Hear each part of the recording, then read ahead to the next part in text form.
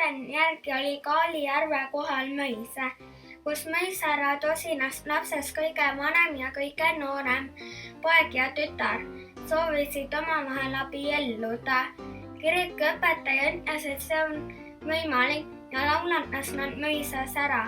Pärast laulatuse talinamist jäänud kiriku õpetaja pulma peale vaid kiirustas koju, käskides kutsaril kiiresti sõita ja keelates tal tagasi vaadata.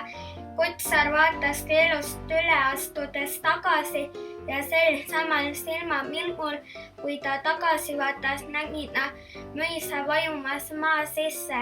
Järele jäänud suur järsk auk, milles vesi alati sees on. Muisten järgi tuleb mõis järvest nähtavale iga aasta samal päeval, kui mõis ära vajus ja kaob mõne minuti pärast taas.